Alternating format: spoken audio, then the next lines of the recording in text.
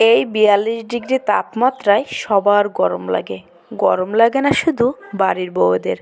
আসসালামু আলাইকুম এভরিওয়ান, সবাই কেমন আছেন? এই গরমে ৪২ ডিগ্রি তাপমাত্রায় আজকে দুপুরে আমি কী রান্না করলাম সেটা আপনাদের সাথে শেয়ার করব। তাই প্রথমে ফ্রিজ থেকে বের করে আমি এখানে মাছগুলো কেটে ধুয়ে পরিষ্কার করে নিচ্ছি। এই মাছটাকে আপনারা কি বলেন সেটা কিন্তু কমেন্ট করে জানাবেন। প্রথমে আমি মাছগুলো কেটে ধুয়ে পরিষ্কার করে নিলাম। তারপর আমি এখান থেকে কিছুটা রুই মাছ আর কিছুটা কঙ্কন মাছ রান্না করব। তাই প্রথমে আমি মাছগুলো সব একসাথে ভেজে নিচ্ছি। দুইটা কিন্তু আলাদা রান্না করব, কিন্তু ভেজে নিচ্ছিলাম একসাথে। আর এই ফ্রাই প্যানে মাছ ভাজি করতে যে এত মজা কি আর বলবো।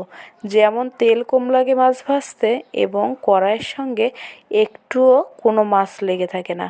আর এদিকে আমি মাছ ভাজি করতে করতে অন্য একটা কড়াইতে তেল দিয়ে এখানে ঝাল পেঁয়াজ ভাজি করে আমি এই কঙ্কন মাছটা একটু ভেজে ভেজে করে রান্না করব। এই রান্নাটা কিন্তু খুবই ভালো লাগে। আপনারা একদিন অবশ্যই ট্রাই করবেন, খেতে খুব মজা।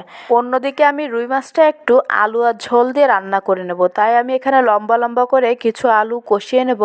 তারপর আমি কষিয়ে ঝোলের পানি দিয়ে মাছটা রান্না করব। কিন্তু এই মাছের ফাইনাল লুকটা আমি আপনাদের সাথে দেখাতে পারলাম না, তার জন্য আমি দুঃখিত।